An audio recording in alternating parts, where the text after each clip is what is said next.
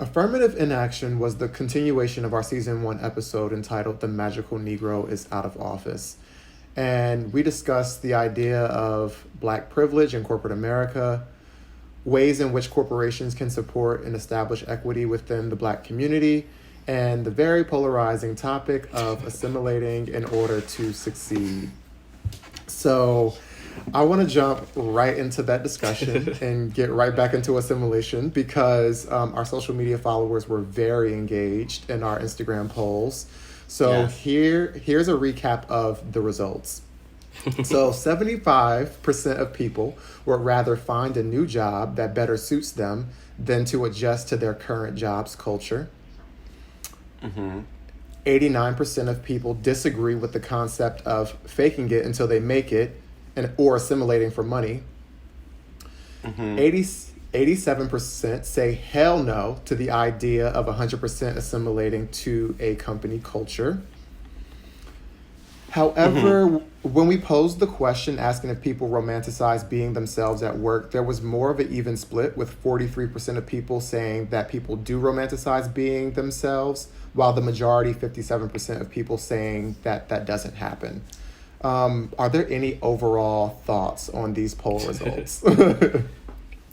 My only thought is that I think it's reflective of how the world's changing a lot.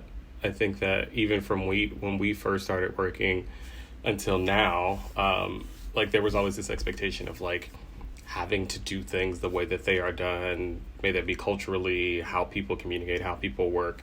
And I think that corporate spaces are changing in ways that people want to just be themselves and bring themselves to the role, to the position, to the interactions with coworkers.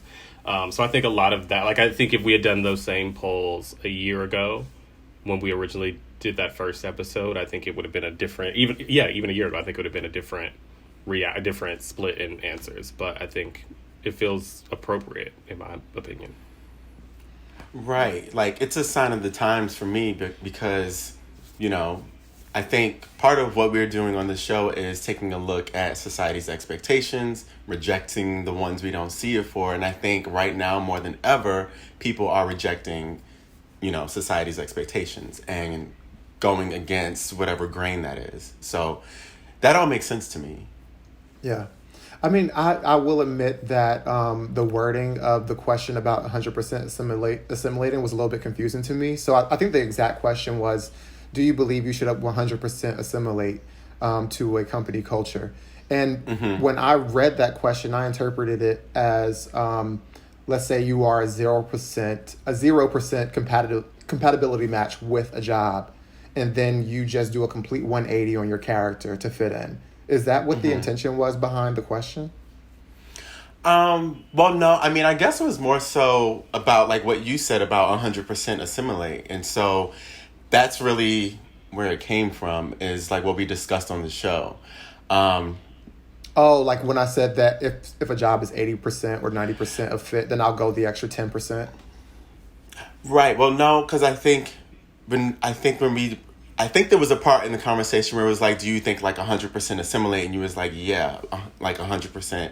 And so, yes, you went into nuance and explained like how if it was an 80% fit or whatever, there was nuance there for sure. But like in a poll, it has to be cut and dry. So, yeah. Got it. Okay, right. Yeah. I was just saying I 100% agree with my response from season 1. But not that people should like, be Dr. Jekyll and Mr. Hyde at a job. Yes. Let's see. So the next question is for you, Tony. So a listener wants to know, Tony, you mentioned that you believe we should never assimilate in a job, but also believe we should be smart and play the game. How do you differentiate the two? Right. So I think for me, first of all, I want to sort of break down like assimilation, because I think people have so many different ideas about what that is. And the actual definition of cultural assimilation is the process in which a majority group or culture comes to resemble a society's majority group or assume the values, behaviors, and beliefs of another group, whether fully or partially. And so there's many different forms of assimilation that we're not going to get into, but just to level set, I want to like leave it there. So I don't think that you should never assimilate, because I understand that as a minority group, it's part of what we've always had to do, specifically in corporate America, in order to advance our careers. So like we were just saying a little bit earlier, like in the beginning, when I first started working, I was assimilating or doing things in order to fit in and blend in to sort of try and get ahead. But I do believe that assimilating 100% is problematic. And I think it's important to be able to walk and chew gum at the same time. I think when I say play the game, I'm saying you should network. You should align yourself with people who can help you get to the next level in your career. You should be strategic about how you maneuver your career, but showing up to the workplace as an authentic version of yourself and playing the game aren't mutually exclusive to me. Both can be accomplished, and ultimately you should prioritize what makes you happy. So for me right now, like 100% assimilation is not an option, no matter how much money's on the table. Yeah, I think it comes down to understanding the world as it should be and not losing sight of that, and understanding the world as it is. And I think that our goal, and I think that the crux of the conversation and the disagreement maybe we were having, is that our goal, in my opinion, should be to be fully you, no matter what the situation is. I think honestly that's probably the hairpin of the linchpin of the show. It's who are we and who do we want to be in all the situations of our lives. And I think that never should bending and shifting and changing, whatever the combination of things about yourself, should be the goal.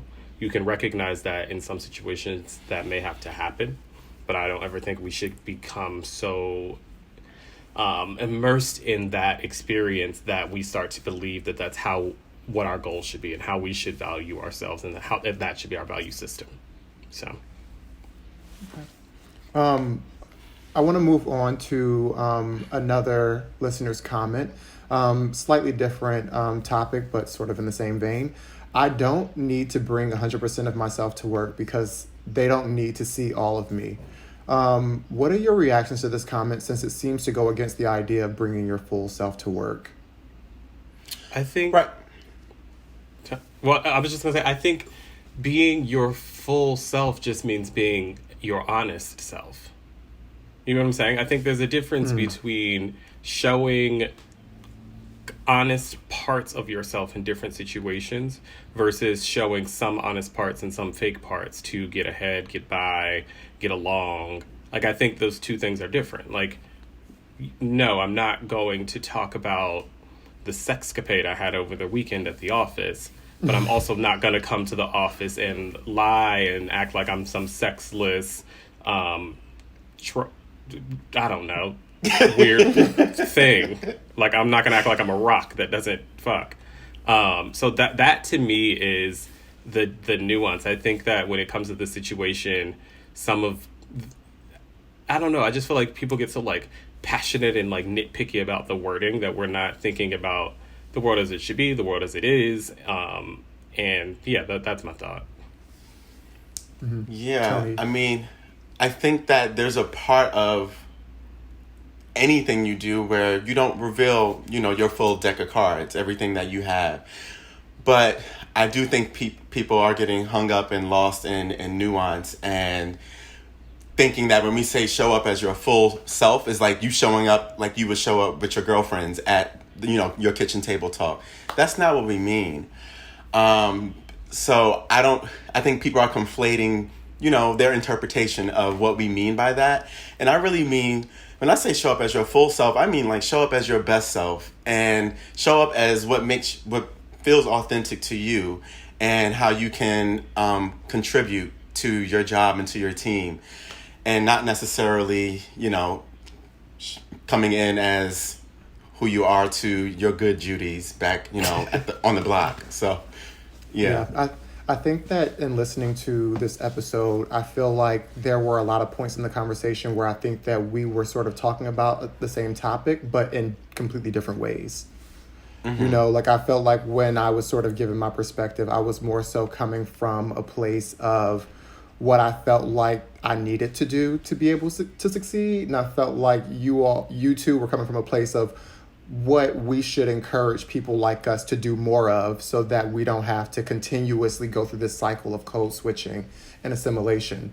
And so I think that these responses are really revealing with the fact that maybe when we were having this conversation, we were all sort of like talking about slightly different things at the same time. Yeah, it's easy to do. Yeah, it's a broad topic.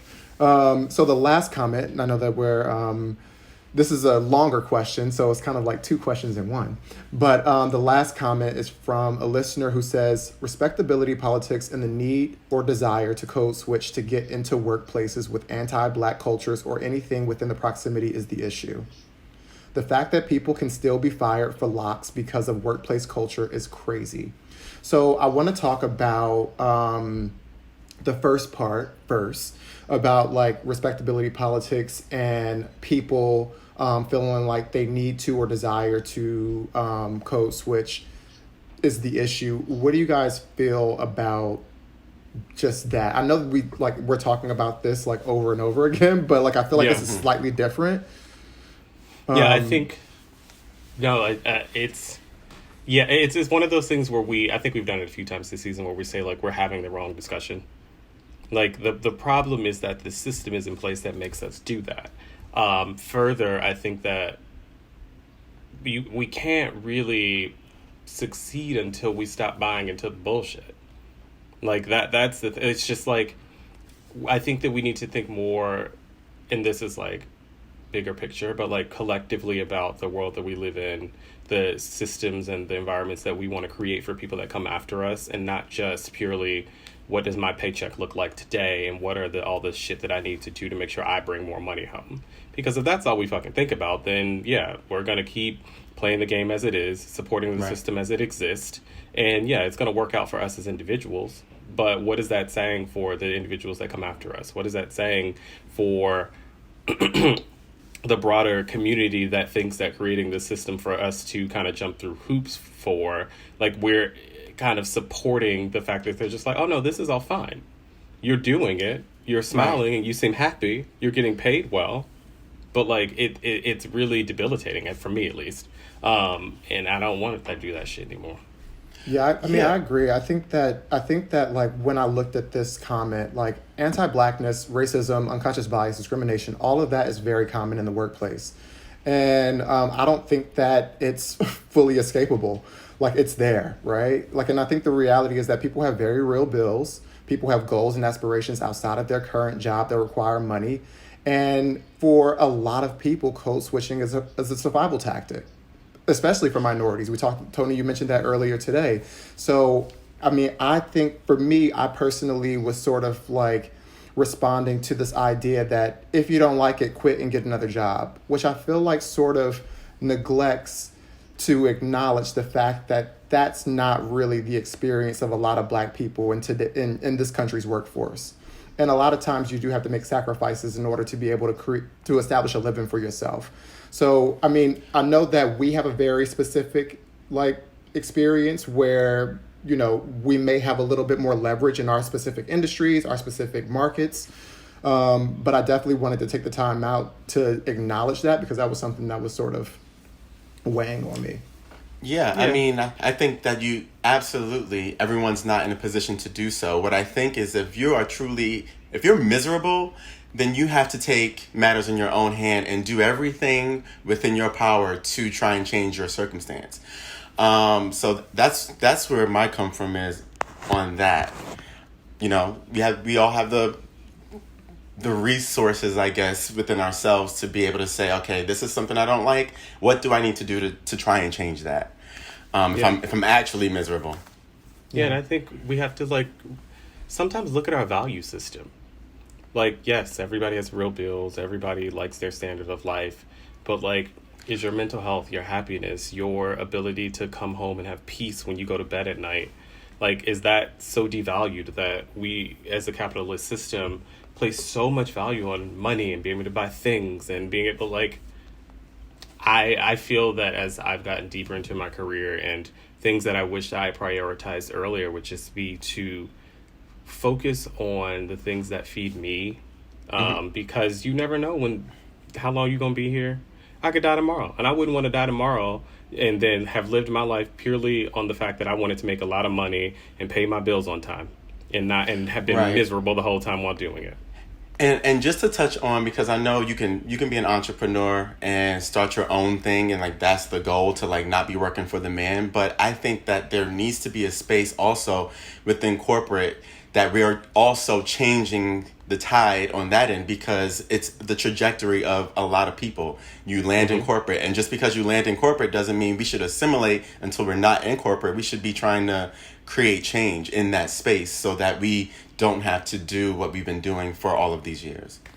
Yeah, I think that's one of the things that, especially coming from being people that came from HBCUs, you kind of want to bring your authentic experience and culture on who you are everywhere you go.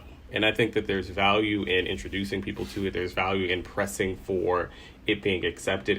There's value in showing managers that people work differently. I think any manager that creates an environment where they make someone feel like they either can't be who they are, or they can't work in or develop them and work in ways that are different than how they work. Like, I'm a manager of people. My biggest job is to make sure that they are developed, not just to make sure that they execute things for me how I tell them to do it. That's stupid. I'm not doing my job as a manager if that's all I'm trying to get them to do. And I think so often a lot of people they have horrible managers that think that you do the things my way and you need to assimilate to how I do it, and that's the relationship we have, and that's not healthy, and that's also that manager not doing their fucking job. So the second part of the question, before we wrap up, was talking about the reality of people being able to be fired from their job for having locks. So the second part is for you, Damon. I want to talk about how at some places in the U.S. you can still be fired for wearing locks. In 2016, actually, a federal appeals court ruled that firing an employee for wearing their hair in locks is not racial discrimination. When you made the decision to lock your hair, was your career a consideration at all? No. Fuck any job that doesn't want me to have locks. I think, yes, I have a level of privilege where I work in a creative industry, so like how I look and all that isn't as big of a deal as if I were in a more conservative industry. And actually, it's funny, I'm sorry not to make this go too long, but I was doing a career day at my high school, and they had an issue where it's an all-black high school, and one of the students had some type of like braids or something. The school didn't allow it, and it turned into like a big deal. And one of the kids in the high school class asked me this exact same question. And I think that under no circumstance would I have cut my locks or altered them because someone said that they didn't feel like it was professional. And I think about the scenario of like listening to 16-year-old kids look at me and in some ways feel, okay, I can still make it in corporate America and represent myself the way that my hair naturally grows out of my head. And I would never want, to me, it's more important. That is a more important message than to placate or to bend to some person that feels like that they don't like my hair. If you don't like my hair, you also won't get the talent that I can bring to your organization. And that is A-okay with me. That's all. All right. Mic drop. All right. Well, thank you to the listeners for continuing to support the show and letting us know your thoughts. These conversations are very important, and we're happy to have this more interactive feel this season. New season 3 episodes premiere each Wednesday. So season 3 is still going strong. I know we're still here after episode 10. She won't stop going. But that's all we have for this week's Sound Off, and we'll see you next time. Bye. Peace.